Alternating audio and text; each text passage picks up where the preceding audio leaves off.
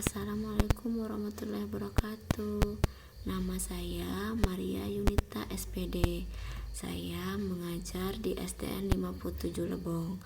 Saya adalah CGP angkatan 6. Di sini saya akan mempresentasikan kesimpulan dan refleksi tentang pemikiran Ki Hajar Dewantara. Kesimpulan dan pemikiran Ki Hajar Dewantara. Pendidikan adalah menuntun segala kodrat yang ada pada anak agar dapat mencapai keselamatan dan kebahagiaan setinggi-tingginya, baik sebagai manusia maupun anggota masyarakat. Dalam pendidikan yang berhamba kepada anak, dalam hal ini pendidikan itu menuntun, mengemong, membimbing, dan mengarahkan anak belajar sesuai dengan kodrat alam dan kodrat zaman, dan tetap berpegang teguh pada konteks sosial budaya daerah setempat. Sesuai dengan pemikiran Ki Hajar Dewantara, semboyan pendidikan ada 3. Yang pertama, ing ngarso sung tulodo, artinya di depan menjadi contoh. Ing madyom bangun karso, di tengah memberi semangat. Tut wuri handayani, di belakang memberi dorongan. Artinya di sini bahwa pendidik adalah seorang tauladan yang memberikan contoh, memberikan semangat, dan memberikan dorongan kepada peserta didik. Seorang pendidik perlu mempertimbangkan kodrat alam dan kodrat zaman dalam mengembangkan pembelajaran yang berorientasi pada anak, dengan melihat bagaimana keadaan alam, baik itu karakter maupun sosiokultural budaya setempat, dan juga selalu melihat perkembangan zaman sehingga mampu menyesuaikan dengan kecakapan yang diharapkan, seperti saat ini kecakapan abad 21. Dalam pendidikan juga akan membentuk budi pekerti, baik itu cipta, rasa, dan karsa, yang seharusnya ada keseimbangan di antara ketiga hal tersebut.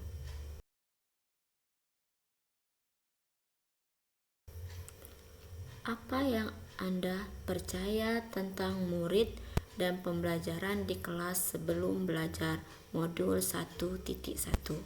Pertama, saya lebih berorientasi pada nilai dalam pembelajaran.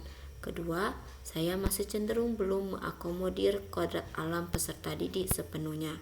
Ketiga, saya belum memberikan ruang untuk peserta didik belajar sesuai potensi, bakat, dan kemampuan.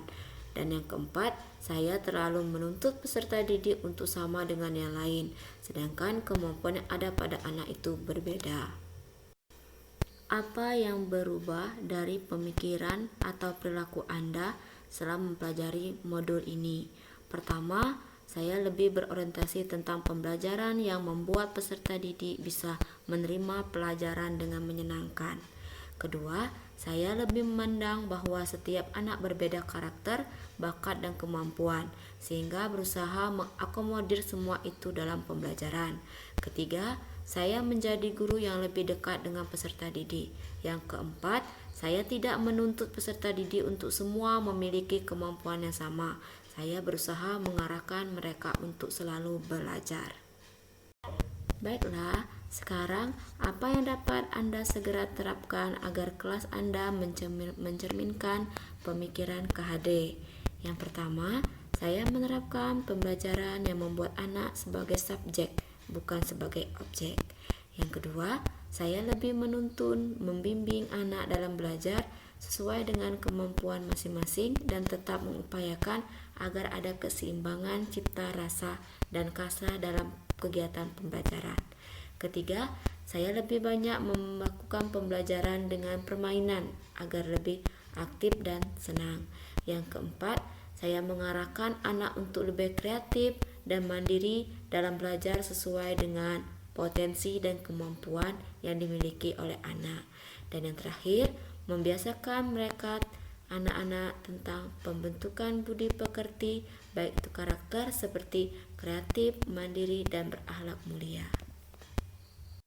Berikut contoh implementasi penerapan pemikiran KHD yang sudah saya lakukan di dalam kelas dan sekolah.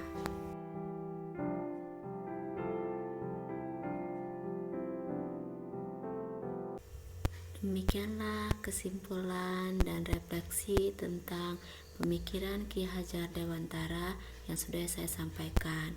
Semoga bermanfaat. Assalamualaikum warahmatullahi wabarakatuh.